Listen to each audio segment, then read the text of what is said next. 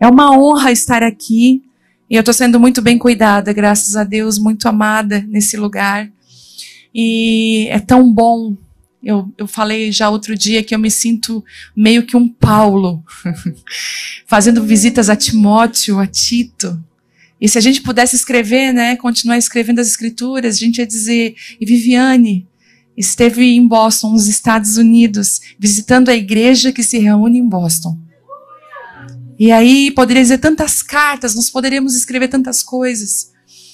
E é maravilhoso nós nos reunirmos aqui como igreja. E quando eu vi vocês adorando, aqui nessa nação, hoje aqui, eu dizia, meu Deus, esse fogo do brasileiro de adoração, essa paixão por Jesus, essa adoração, ela flui de um lugar tão forte. Ela não flui da terra daqui, ela flui de lá do Brasil, das brasas de quem é brasileiro. Eu vim com toda a minha família. A gente primeiro desceu em Dallas, ministrou em Dallas, foi lindo também. E depois viemos a Boston e depois vamos descer para a Flórida para ministrar lá também. Mas a minha vinda aqui é muito pontual e essa conferência é uma conferência que tem marcado meu coração. E é tão bom quando você não caminha mais para cumprir agendas, mas você caminha onde Deus já te deu alianças. É maravilhoso quando você acaba caminhando com pessoas que você tem aliança. E estou feliz porque eu também consegui trazer 1000 livros para os Estados Unidos. Era algo que muitas de vocês me pediram, por favor, tem no Kindle, mas a gente quer o livro físico. Gente, quem é que gosta de riscar, rabiscar, ter na mão? Gente, eu gosto muito, eu sou muito o livro físico.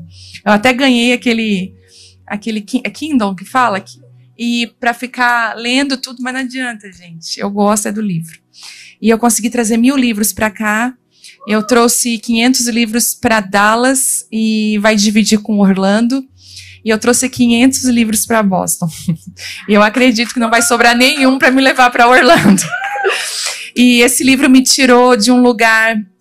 há 3 anos e meio eu comecei a escrever esse livro.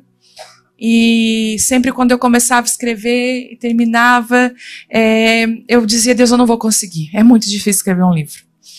E de repente eu estava no banho, tinha que enxugar as mãos bem rápido, pegar o meu iPhone e pegar aquele comando que você fala e vai digitando, porque Deus dava muitas palavras. Até chegou um capítulo, até comentei em alguns lugares que eu ministrei aqui, que tem um capítulo desse livro que é o Estou Cansada. Que esse capítulo não estava no script. Ele não estava, eu já tinha definido os capítulos e ele não estava. Eu tinha me levantado, eu estava sentada há muitas horas escrevendo o livro, cansada no meu quarto. E eu fui para a cozinha, para a sala, para tomar um chá, alguma coisa, para dar aquela, sabe, refrescar a mente. E de repente veio assim, estou cansada. Eu falei, uau, o título, é um título de um capítulo.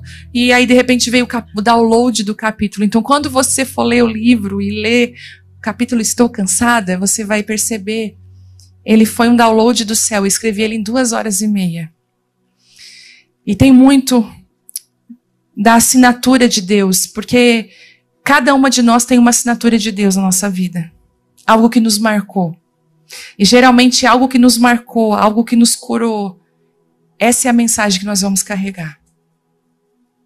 Eu sempre falei, Deus, eu sou uma mulher improvável, o Senhor tem certeza do que o Senhor está fazendo? Ele tenho certeza absoluta. Senhor, não tem ninguém famoso nas minhas costas, não tem ninguém que me conhece, como é que o Senhor vai levantar alguém totalmente anônima, sem ajuda de ninguém, de uma cidade pequena? Como que o Senhor vai fazer isso? Eu sou dona de casa. Nem faxineira eu tenho, Senhor. Eu que limpo a casa, eu que me viro, cuido das minhas filhas. Pastorei a igreja com meu marido na época trabalhava. Não éramos nem pastores em tempo integral, no sentido, nós não éramos sustentados pela igreja. Ele trabalhava no exército brasileiro, eu trabalhava em casa, cuidando das coisas da casa, e sempre na minha mente, quando as palavras proféticas chegavam sobre a minha casa, sobre a minha família, quando um profeta, um homem de Deus vinha dar uma palavra, ele dizia o que está acontecendo, mas eu sempre joguei isso para o meu marido. E eu sempre pensei, eu quero ser uma mulher, eu sempre dizia para ele, eu quero ser uma mulher que te honre, e eu quero estar nas tuas costas, eu quero te abençoar. Eu quero estar na tua retaguarda. E para nós dois foi uma surpresa, quando as mensagens que eu ministrei, que eu julgava ser tão pequenas, tão simples, começaram a alcançar tantas mulheres. As brasileiras das nações foram as responsáveis por propagar tantos áudios de ministrações. Eu nunca vi um povo com tanta fome. Gente do Alasca, da China, dos Estados Unidos, da Europa, do Japão.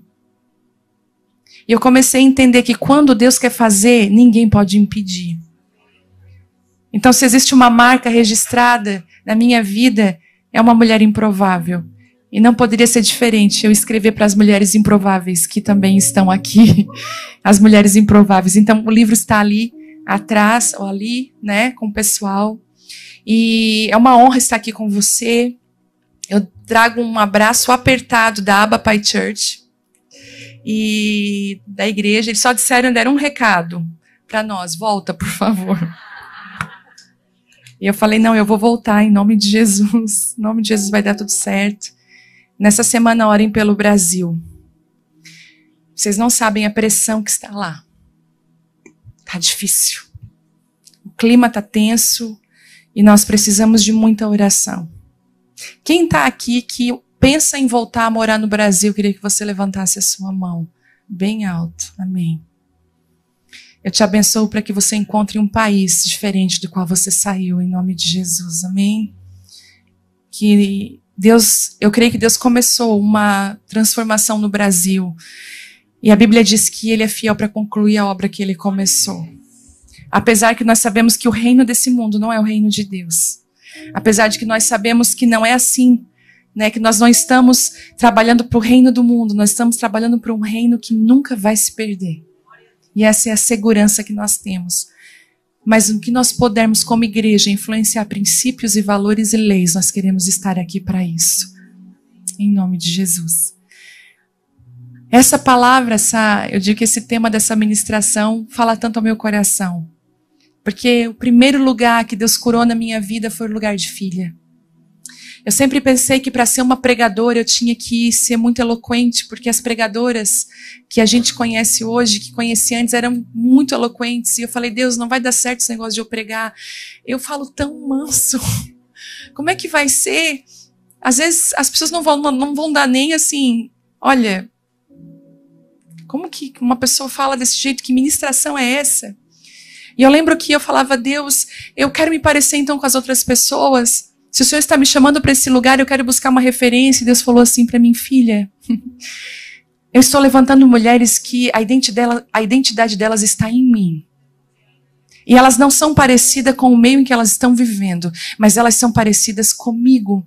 E ele me fez uma pergunta, filha, será que mais uma pessoa eu vou ter que desistir então de você, porque você também quer tomar o padrão que está aqui?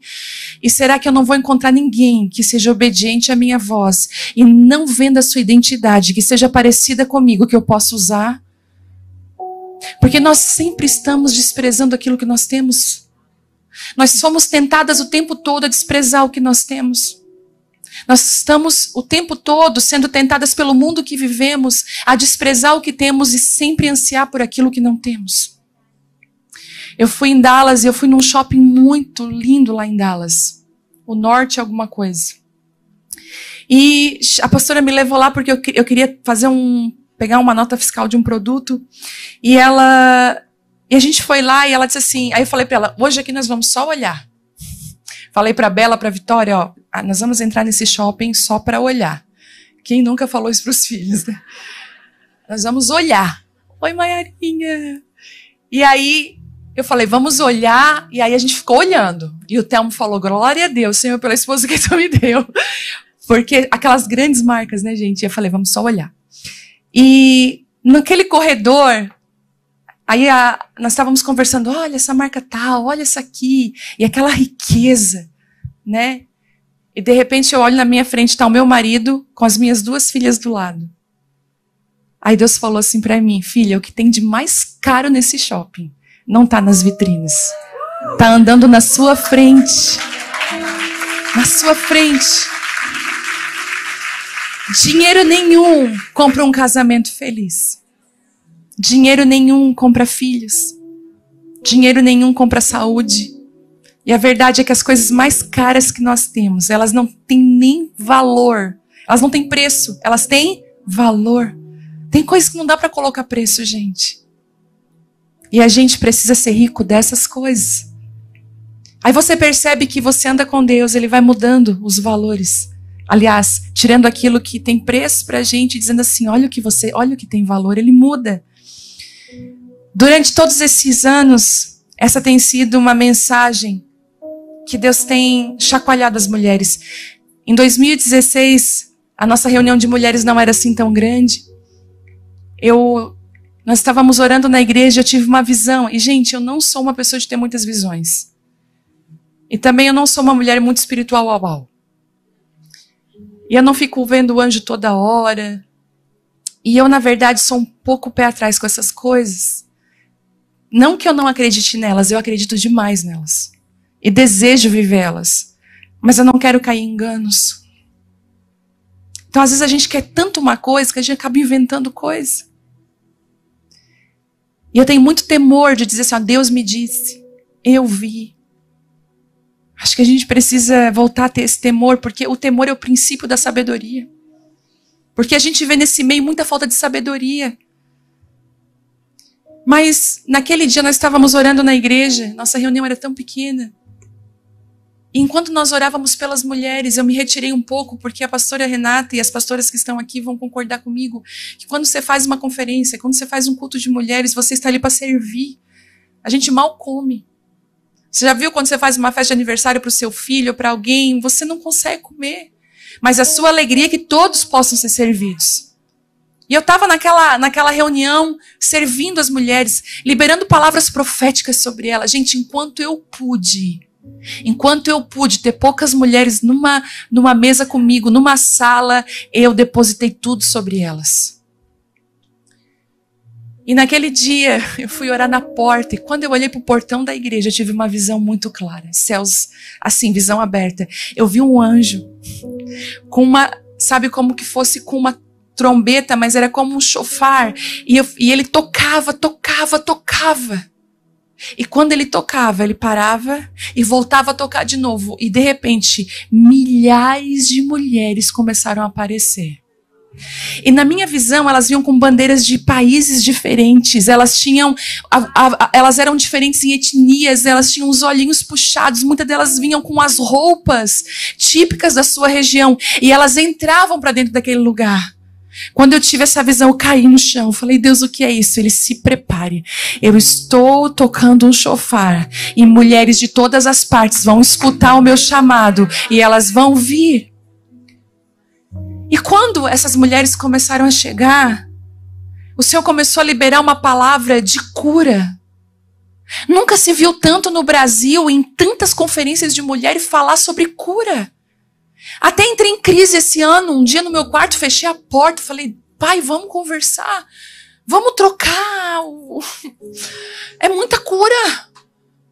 Eu comecei a dizer, Deus, tudo é cura, vamos falar sobre cura, mas aí qual é o próximo passo?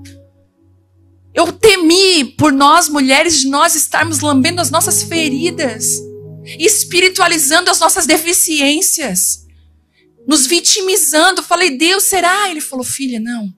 Eu estou no movimento de cura. Eu estou no movimento de resgatar a essência. Aí eu falei, mas pai, como que resgata uma essência? Como que uma essência se perde? E eu estava lendo na palavra de Deus que diz que quando um vidro de perfume fica aberto e uma mosca cai dentro dele, ela estraga tudo.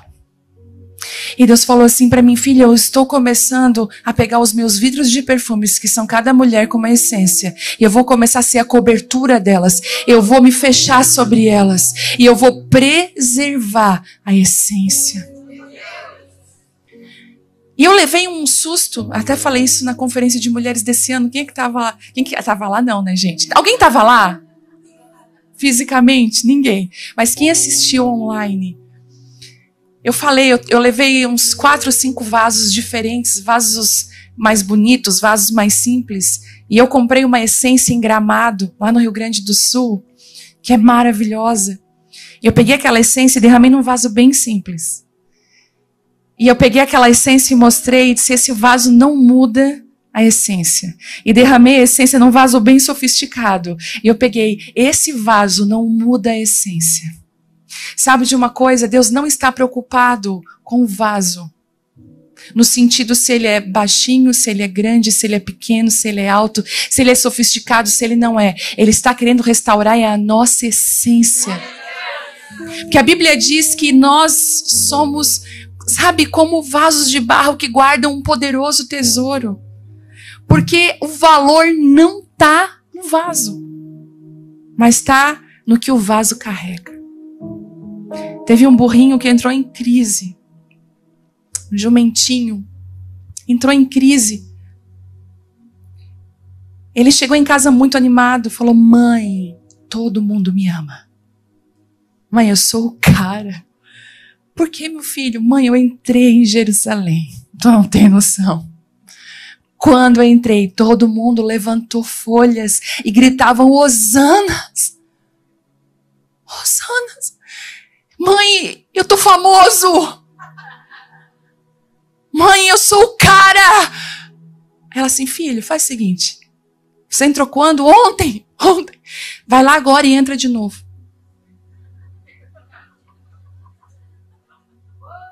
Ele chegou em casa. Mãe, ninguém me conhece. Foi tudo ilusão da minha cabeça. Eu disse: não, filho. Não é quem você é quem você carrega.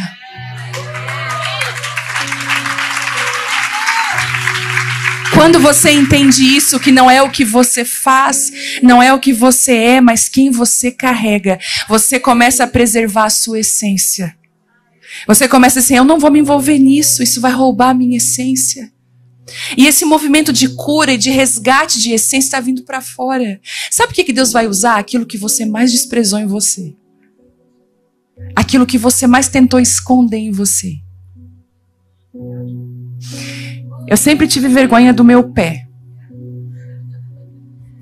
Tem alguma parte do seu corpo que você não gosta? Eu sempre tive vergonha do meu pé. Porque eu achava o meu pé muito feio. E não só eu achava feio, como o inimigo utilizou pessoas, usou boca de pessoas para confirmar aquilo que eu pensava. Que pé feio! Um dia eu estava na piscina, uma mãe falou: meu Deus, pé feio. E eu sempre falava: meu pé é feio, meu pé é feio, meu pé é feio. Só que eu não tinha noção de que quem criou o meu pé estava sendo insultado. Porque se eu digo assim: essa caneca aqui é feia, quem criou essa caneca vai se sentir insultado. E eu tinha falado repetidas vezes aquele dia do meu pé. E eu fui orar, como de costume. Quando chegou assim, de madrugada à noite, o Senhor falou assim: filha, vem ficar comigo aqui na sala. Eu estou sentado na tua sala, fica comigo. Eu fui lá, me sentei com Jesus. E começamos a conversar. E aquilo, e é choro. E ele assim: filha, queria que você abrisse as escrituras. Eu abri. E estava escrito assim: quão formoso é os pés daqueles que anunciam as boas novas. E ele falou assim para mim: o seu pé é lindo, porque o seu pé está caminhando por nações, por estados, por famílias, porque você está carregando as boas novas. Nunca mais diga que o seu pé é feio. Meu pé é lindo, gente. E sabe o que aconteceu? Eu comecei a receber elogios do meu pé. Eu fui fazer o pé em algum lugar e eu: ai meu Deus, né? Que pé bonito. Eu falei: é sério, tá se falando isso? É só para mim?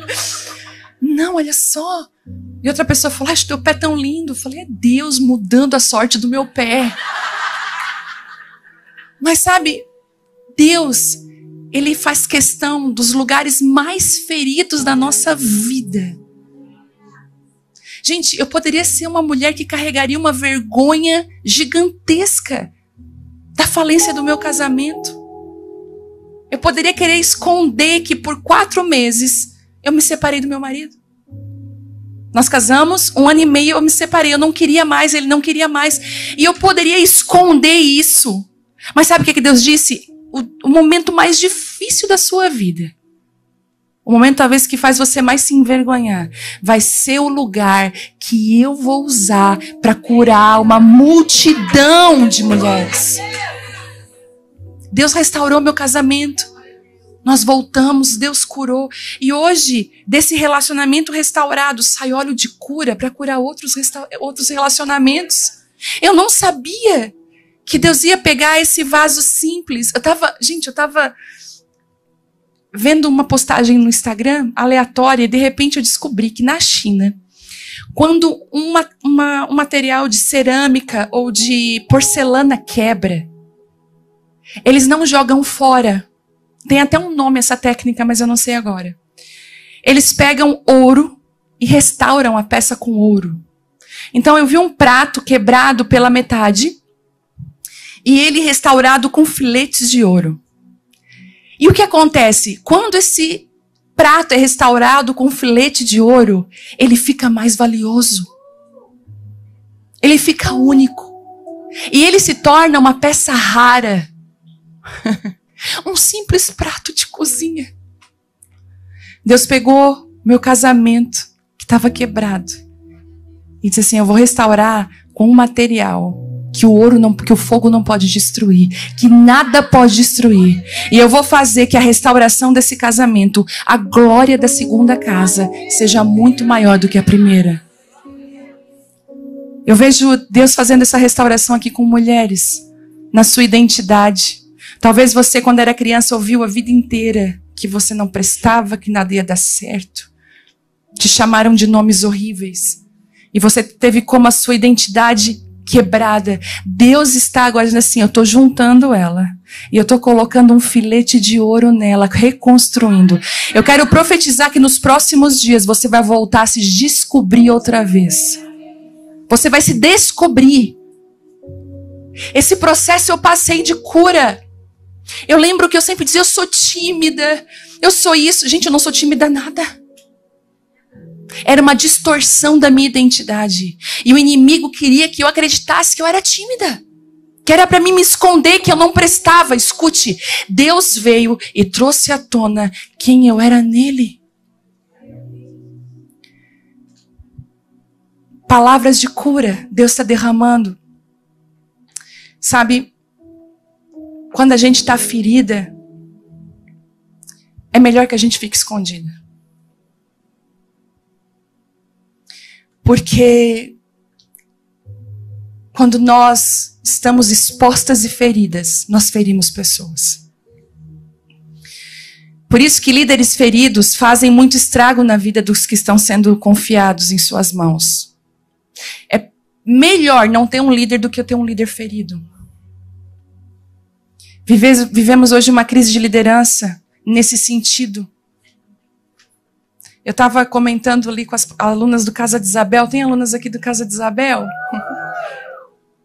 É uma mentoria online que eu faço e eu falo lá que se uma pastora é fofoqueira, ela vai ter um rebanho fofoqueiro. Olha o que acontece. A Bíblia diz que quando Jacó e Labão fizeram aquele acordo, olha, as ovelhas malhadas são minhas e os animais lisos são teus. Ok? Ok. Mas Jacó, ele era muito, muito perspicaz. O que ele fez? Ele pegou algumas varas, descascou elas, colocava nos bebedouros dos animais, para quando aqueles animais que estavam grávidos fossem lá olhar, criassem os filhotes malhados. Eu não sei se a sua avó já disse isso para ti quando você estava grávida. Não olha muito para isso. Gente, achava que isso era mentira. Mas está na Bíblia. E o que acontece? Nascia mais animais malhados. Aí Labão também, que não era bobo, trocava o negócio. Não, então agora os malhados são meus e os lisos são teus. Jacó ia lá, deixava as varas lisas no bebedouro e só nascia animais lisos. Quando a Bíblia fala de vara, todas as vezes que vara é mencionado na Bíblia, você vai falar de autoridade, de liderança. Lembra quando Moisés é chamado e ele está com um cajado na mão, uma vara, e Deus fala assim para ele: joga no chão a vara. Ele joga ela no chão, ela se transforma numa. Aí ele fala assim: filho, agora pega ela. Não vou pegar de jeito nenhum. Só está disposto e preparado a ser um libertador quem já esteve disposto a entregar sua liderança nas mãos de Deus. E eu vou te dizer, liderança, pegar de novo depois que tu entrega, dá medo mesmo. Não, Deus, eu sei que isso aqui vai me ferir. Quantos de nós como líderes já fomos feridos por pessoas? Nós falamos muito de que liderança fere, mas muitos ferem as lideranças também. Não vou pegar, não vou ser pastor de novo, não vou mais cuidar de ninguém. Quem já disse isso? Tô cansado, isso aí morde. E Deus falou, pega sem medo. Quando ele pega a serpente, as transforma de novo numa vara de autoridade. Quando eles estavam reclamando de Arão, Deus estava sem paciência com aquele povo. Ele disse assim, peguem as varas de todos os líderes, coloquem na arca da aliança, aquela que florescer vai ser a vara que eu escolher, o líder que eu escolher. A vara de Arão não só floresceu, ela deu frutos maduros. Então vara fala de autoridade. Quando Paulo foi falar com a igreja de Coríntio, presta atenção nisso. A igreja de Coríntio ela era carnal demais. Era uma igreja que tinha muitos dons, mas ela era carne pura. Ela era invejosa, tinha confusão, tinha relacionamentos sexuais ilícitos. Tinham coisas que Paulo dizia, só não dá nem coragem de falar. Paulo pensou, o que eu faço com esse povo para trazer eles de volta a uma verdade? Olha o que ele faz. Ele estabelece um modelo. Porque conforme o modelo, vai ser o rebanho. Ele diz assim, então, o pastor, o bispo, o presbítero tem que ser homem de uma só mulher.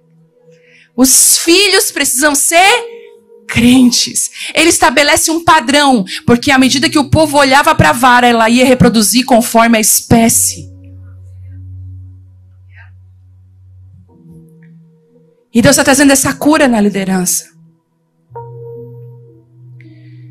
Uau! Gente, posso falar, pastor? Por muito tempo a gente viu uma liderança imatura sendo levantada, mas agora nós estamos vendo uma liderança que foi forjada no deserto. Uma liderança que ama o Senhor e que não é manipulado pelas pessoas. Mas todo movimento que gera cura, a cura tem um propósito. Aí você fala que ser filha, poder de ser filha, eu sou filha. E quando a gente fala assim, eu sou filha de Deus, eu tenho um módulo no Casa de Isabel que se chama simplesmente filha. É o primeiro módulo que você entra. E eu falei muito sobre filiação, sobre paternidade. E você imagina logo aquela menininha com o pai. Por um bom tempo, quando Deus falava assim, eu quero curar a tua paternidade, eu sempre me via como uma menininha cuidada pelo pai. Quando eu era pequenininha, eu tinha muito desejo de ser buscada na escola. Coisas que pai faz. E eu sempre me via assim. Mas de alguns anos para cá, eu me vi como uma mulher madura do lado do seu pai. E eu queria hoje que você entendesse que a restauração da paternidade não é para te dar um colo. É para te dar um destino. A cura não é para você botar ela como um pingente e mostrar para as pessoas, mas Deus quer te curar para te dar responsabilidade. E eu vou te explicar o porquê disso. Eu queria que você abrisse. Se prepara. Lucas 18:35. Eu queria que você abrisse aí.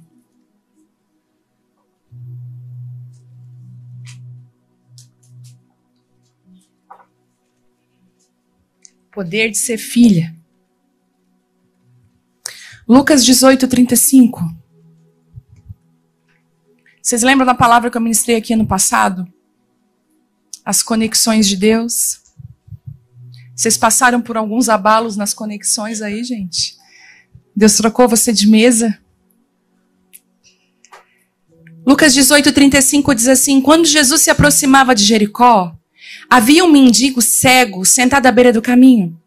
Ao ouvir o barulho da multidão que passava, perguntou o que estava acontecendo. Porque imagina um cego, ele só viu o barulho e disse, o que está acontecendo? Disseram-lhe que Jesus de Nazaré estava passando por ali. Então começou a gritar, Jesus, filho de Davi, tem misericórdia de mim. E os que estavam mais à frente o repreendiam e ordenavam que se calasse. Mas ele gritava ainda mais alto: Filho de Davi, tem misericórdia de mim. Então Jesus parou e ordenou que lhe trouxessem o homem. Quando ele se aproximou, Jesus perguntou: o que você quer que eu lhe faça? Não parece incoerente essa pergunta? Senhor, eu quero ver, respondeu o homem, como se isso fosse muito óbvio. E Jesus disse: receba a visão. Sua fé o curou. No mesmo instante, o homem passou a enxergar e seguia Jesus louvando a Deus. E todos que presenciaram isso também louvavam a Deus. Estar cego naquela época tinha suas regalias. Eu lembro de uma vez quando eu era pequena, quando eu tinha 2 anos e meio, meu irmão nasceu. E eu acho que com um bebezinho de 2 anos e meio, não soube lidar muito bem com a chegada de um irmão. E menino, que era o sonho do meu pai. E eu me senti, naquela época, pequenininha, um espírito de rejeição que se tomou conta do meu coração. E era muito incrível que todas as coisas que aconteciam comigo eu supervalorizava. Aí nasceu uma filha dramática. Atrás de toda pessoa dramática tem um grito de socorro, de ajuda, de pedido: olha para mim, me dá atenção. E aí eu começava a encenar, gente. Um dia eu caí um tombo, todo mundo viu. Quando todo mundo viu, eu fiz de conta que eu não conseguia me levantar. E aí eu me sentei e comecei a chorar no joelho, e o pão que estava na minha boca eu comecei a fingir que eu estava vomitando. Para valorizar aquele acontecimento. A minha mãe veio desesperada: meu Deus, o que aconteceu? Quando ela viu o joelho ralado, era o outro. Eu chorei no joelho errado. Naquela época, ó. E aí eu entendi que muitas de nós nos sentimos privilegiadas por sofrer algumas coisas. Usamos isso como para manipular pessoas ao nosso redor. Eu queria que você hoje não jogasse pro lado essa palavra. É para você. Porque numa palavra dessa a gente fica rindo de nervosa. É a fulana, é a Beltrana, né? Não é. Nós usamos as nossas dores para manipular pessoas. Eu conheço mães que manipulam filhos. Eu conheço filhos que manipulam mães. E usa as dores, usa aquele vitimismo para conseguir o que quer. Por isso que Jesus faz uma pergunta: ei, você quer ser curado? Porque a cura vai te tirar da tua zona de conforto.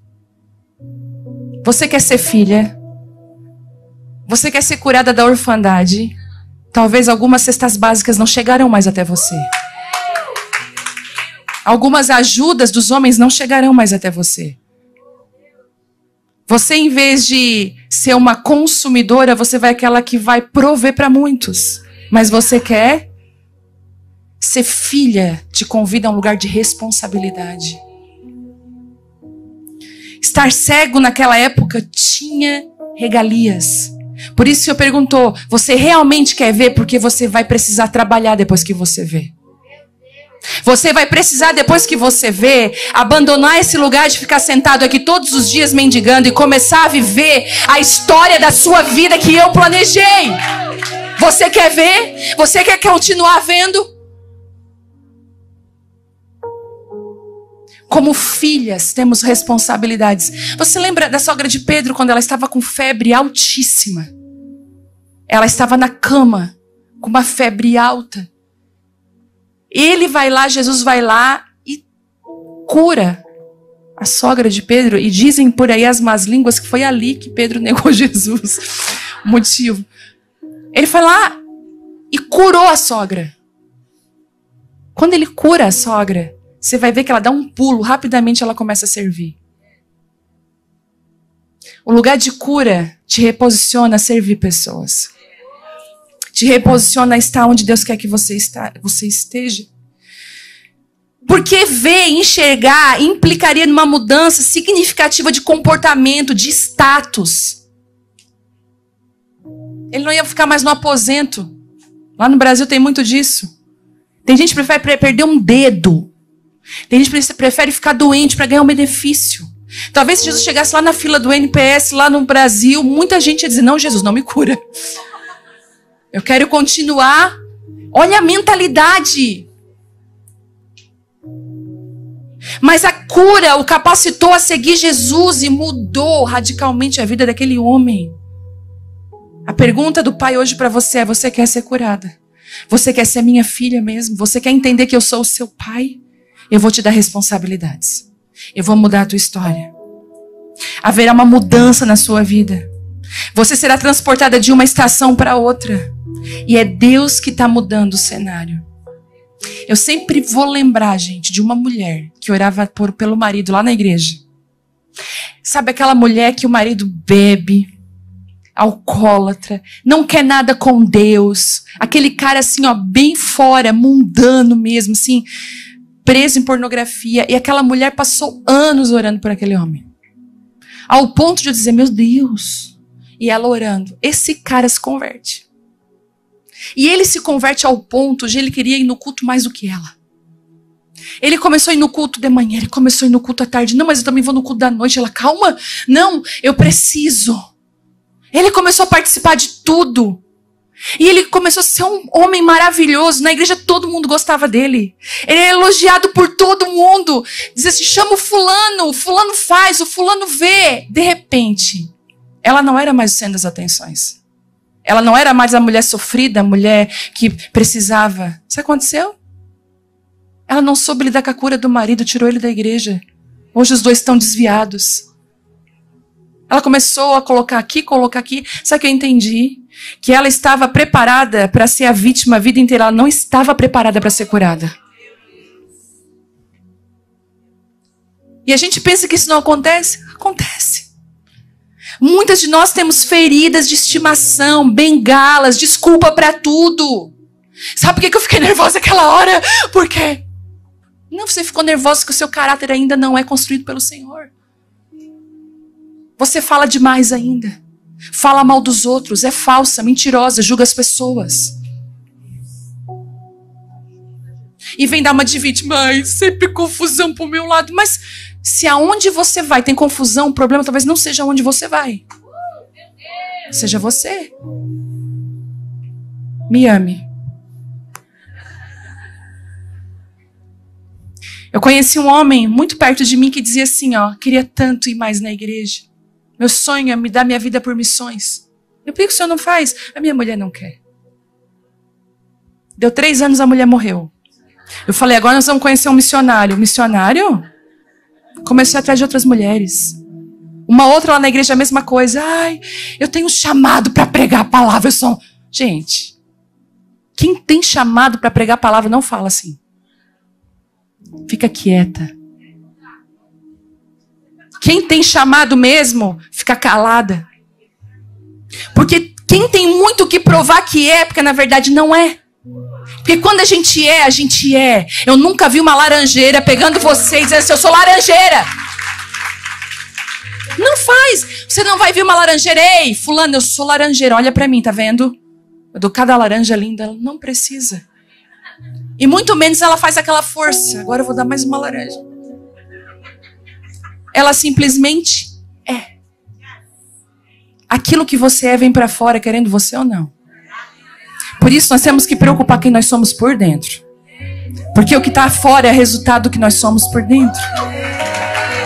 E é por isso que a cura não é superficial, ela é interna. É dentro de nós. Aí essa mulher falava, sou pregadora, porque eu sou missionária, eu quero fazer missão. Porque se fosse ele, gente, ele morreu. Num acidente de carro perto de nós. Daí fomos acompanhar, fomos ver. Ela estava namorando um cara que nem crente era. Não queria mais saber de igreja, não queria mais saber de nada. Sabe o que eu descubro? Que algumas feridas são só desculpas para a gente viver a vida que a gente quer viver. Na verdade, quem quer não tem desculpa, faz. Não fica dando desculpa. Eu penso que mais do que ser curadas e descobrir que somos filhas, é sair do comodismo. Aí você está aqui, eu quero ser filha, Deus. Aí você fala, eu já morri na cruz por ti. Eu te trouxe até aqui. Eu cuido de você, nada tem te faltado. O que mais você precisa para entender que eu sou seu pai? E você tomar a posição de ser minha filha? O que mais eu preciso fazer? Você pode até ser atingido pela oração de alguém que paga o preço por sua vida, mas só irá viver plenamente o que Deus tem para você quando você mesma buscá-lo.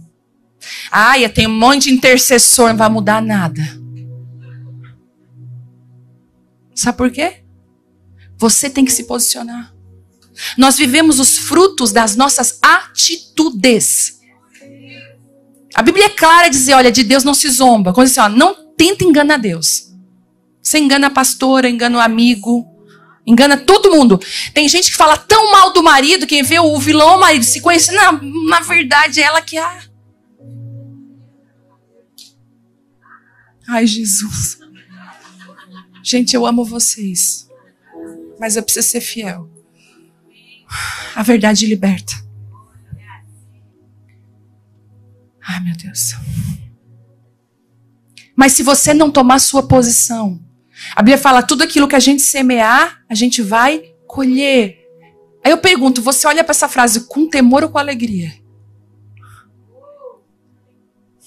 Que você pensa, uau, então eu vou colher. Muito bem. Eu lembro de uma época que eu estava colhendo coisas horríveis. Eu cheguei para o pastor Cote, vocês conhecem o Cote? Ele estava ministrando num seminário que eu estava fazendo. E falei, pastor, tá muito difícil. Eu tô querendo desistir. Porque eu tô fazendo certo. Só que tá dando tudo errado. Ele sabe o que tá acontecendo? Tu tá fazendo certo. Só que o certo hoje é uma sementinha bem pequenininha. E o errado já cresceu e deu fruto.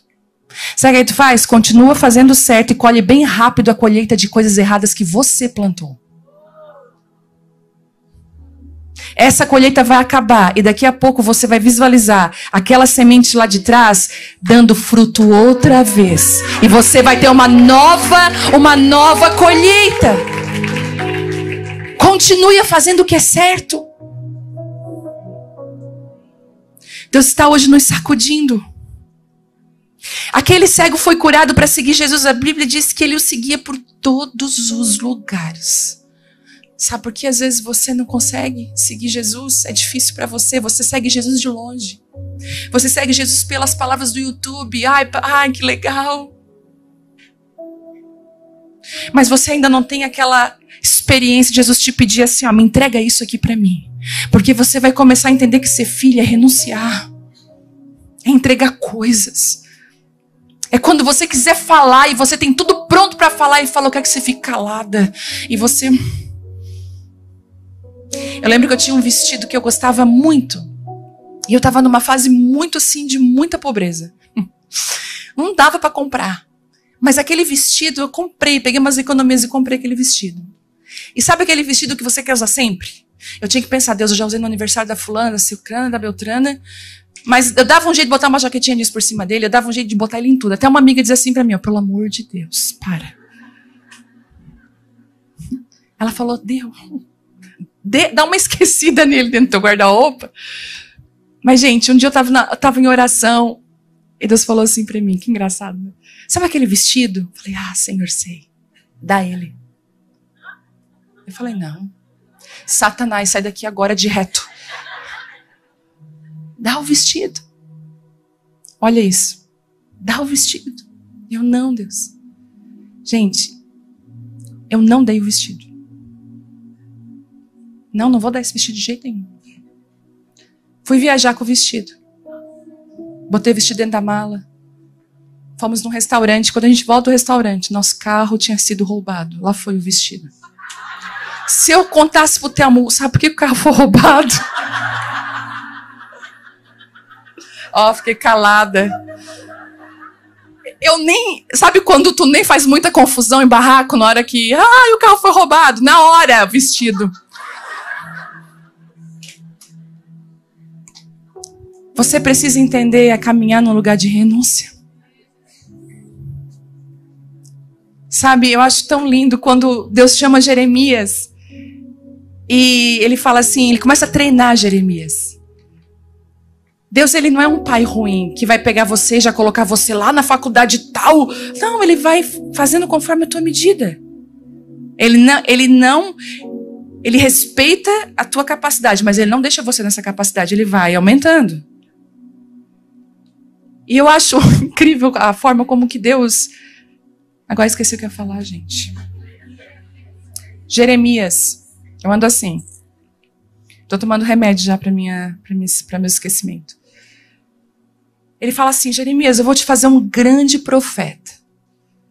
Mas aqui, Jeremias, o que você vê agora? Senhor, eu vejo uma amendoeira. Viste bem. É isso aí. Ele começa a treinar a nossa visão. Agora, Jeremias, eu vou te mostrar outra coisa. Agora, Jeremias, eu quero que você desça a casa do oleiro. Agora, Jeremias, escute, Deus vai te dar pequenas tarefinhas. Você vai dizer assim, Deus, eu estou vendo uma amendoeira, eu não estou entendendo nada. Mas você está vendo bem, porque você está vendo aquilo que eu quero te mostrar. Ele vai te treinando. Renúncia é treinamento. Treinamento, ele vai treinando. Até o dia que eu dei todo o meu guarda-roupa. Porque o dia que ele disse assim para mim, dá o teu guarda-roupa agora, Senhor. Não vou pensar 2 vezes. Peguei sacos de lixo, botei todo o meu guarda-roupa dentro. E sabe, melhor coisa que eu fiz na vida. Você não tem noção como a autoridade, ela é capaz de ser um sinalizador de Deus. Muita gente canta, poucos têm unção. Muita gente ministra, tem microfone na mão, poucos têm unção. Poucos têm autoridade. Poucos falam e seu coração por dentro diz assim, ai Deus, eu quero mais de ti. Poucos, por quê? Não tem autoridade, não tem vida de renúncia.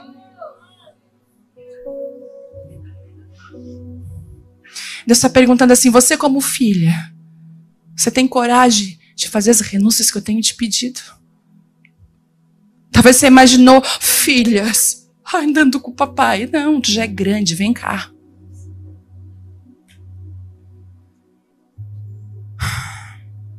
A segunda cura que eu quero falar hoje foi de um cego que Jesus misturou saliva na terra. João 9. Eu não vou ler agora para a gente não ter muito tempo. Mas ele também começa a clamar por cura. E Jesus toma uma decisão. Ele gospe no chão, gente. Faz um lodinho e coloca nos olhos daquela pessoa. Não compare a sua cura com a cura da sua irmã. Não compare a forma que Deus cura a sua irmã com a forma que Ele vai curar você. Eram cegos, Deus curou de formas diferentes. Não compare. Deus quebra a religião da gente. Constantemente a gente quer botar Deus numa caixinha. Não é, Ele fez assim com ela, vai fazer assim comigo. Não vai fazer. Eu gosto no livro, né, mas também no filme das Crônicas de Nárnia. Quem aqui já viu? Se você não viu, por favor, assista. Ali fala, esse filme é do livro de C.S. Lewis e fala da trilogia, as Crônicas de Nárnia falam sobre Aslan, que é o Jesus que se entrega na mesa de pedra. E tem uma hora que Lúcia está chorando quando Aslan está indo embora. E ela diz assim, por que ele não volta? Por que ele não vem? E aquele rapaz está do lado dela e fala assim, porque ele é selvagem, ele não é domesticado. É um leão selvagem, não é domesticado. Nós não podemos domesticar Deus. Nós não podemos construir um Deus à nossa imagem e semelhança. Nós somos a imagem e semelhança dele. E é por isso que somos únicas. É por isso que não existe uma digital igual à outra. Não existe. Podemos ser até parecidas com algumas pessoas. Como você se parece com fulano? Podemos ser gêmeos idênticos com digitais diferentes. Porque nós somos de um Deus único. Sabe, Deus cura de forma diferente. Mas ser filha implica algumas coisas. A primeira, você se parece muito com seus pais. Até naquelas coisas que você não gostaria de se parecer. Eu lembro que a minha mãe, quando ficava nervosa, quando a gente era pequeno, a gente brigava muito. Ela dizia, eu vou sumir daqui, eu vou desaparecer. Nós, não, mãe, eu vou pegar uma reta e vou embora. Não. Outro dia estava a Vitória e a Bela, elas se dão muito bem, mas tem vezes que é coisa de irmã implicante. Tu me chamou de chata, mas é porque tu foi chata mesmo. Ai, começaram. Eu falei, ai, eu vou embora dessa casa. Gente, eu não pensei em falar. Eu jamais falaria isso. Eu vou pegar uma reta. Elas pararam as duas, se brigar e me olharam. Hã? Aí a Bela, mãe, não vai embora, mãe. Ela nunca me viu falar isso. Eu falei, não, a mãe não vai embora nunca, filha. A mãe nunca vai embora. Então por que você disse que você ia embora? Eu falei, ai, Jesus, se eu te explicar por que eu disse. Eu só repeti. Às vezes nós nos parecemos em áreas que você não queria. Porque a filiação tem a questão da semelhança. Eu tenho as minhas filhas, né, a Vitória e a Isabela, tipo, a Vitória, ela tem a personalidade do Telmo com o meu temperamento. É uma mistura doida. Então ela é sensível, ela tem um coração muito bondoso igual o pai, ela é aquela coisa, mas ela tem também, ela é alegre, ela enche uma casa, ela gosta de casa cheia, tal, mas ela tem o meu temperamento, que é sanguíneo e melancólico. É uma mistura doida. A outra tem a minha personalidade, com o temperamento do pai, colérica. Aí a outra tem coisa que eu digo, sangue de Jesus, sem poder, Deus. Outro dia, o Telmo estava bebendo não sei o quê. Você sabia que isso aí faz mal? Eu vi que isso aí faz isso. O Telmo falou, meu Deus, Viviane Martinello na minha frente. Ela é muito parecida. Porque a filiação tem a ver com semelhança. Por isso que quando Deus nos criou, Ele falou assim, façamos o homem a nossa imagem e semelhança. Alguém parecido comigo. Uma das coisas que apontam que nós somos filhas é se nós somos parecidas com o nosso pai. Às vezes a gente confunde ser filha de Deus como uma menina mimada que vai ganhar tudo o que quer, que vai ser afagada nas emoções. Gente, Ele não poupou o filho dele da cruz. Ele não vai nos poupar. Mas Ele é um bom pai, eu te garanto. É um pai que tira a roda da tua bicicleta na hora certa.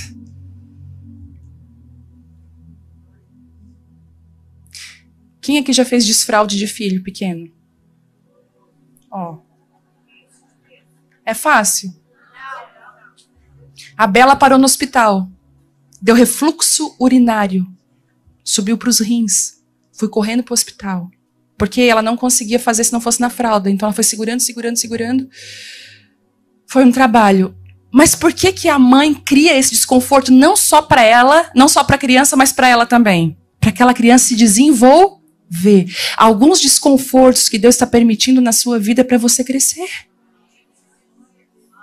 Da sujeira, é ruim. Mas Deus, eu queria fralda, eu estou acostumada. Mas não dá, filha, não dá mais para usar fralda agora. Agora eu quero que você cresça. Ser parecida com o pai. Eu estou fazendo um estudo do caráter de Deus. E eu estou maravilhada como que Deus é. Ele é imutável. Ele não tem sombra de variação. Ele ama. Ele é rico em misericórdia. Ele é bom. Uma filha é parecida com seu pai. Mateus, não precisa abrir aí, Mateus 5. Eu amo como que a filiação de Deus aparece em lugares tão específicos. Mateus 5, e eu vou terminar, diz assim.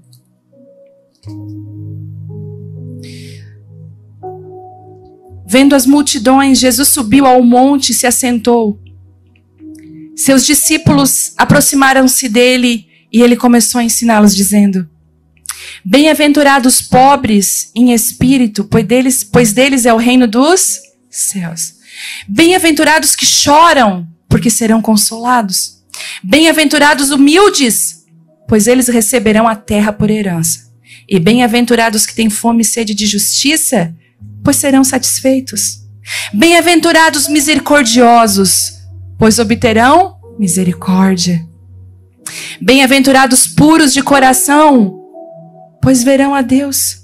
E bem-aventurados os pacificadores, pois esses serão chamados filhos de Deus. Você nunca se parece tanto com o seu pai quando você é uma pacificadora. E se você for olhar na sua vida e na minha vida, as áreas que nós mais falhamos é quando nós não pacificamos. Nós somos chamadas aqui de ministras da reconciliação, pacificadores, reconciliadores. Você nunca é tão parecida com o seu pai quando você é usada por Deus para pacificar, reconciliar e não colocar mais lenha na fogueira. O Senhor está falando assim: eu sou o seu pai. E a cura nesse lugar hoje tem um propósito. A cura não é para mostrar o quanto você é coitadinha, porque você não é uma coitada. Você é uma mulher cheia de virtudes, de dons e talentos.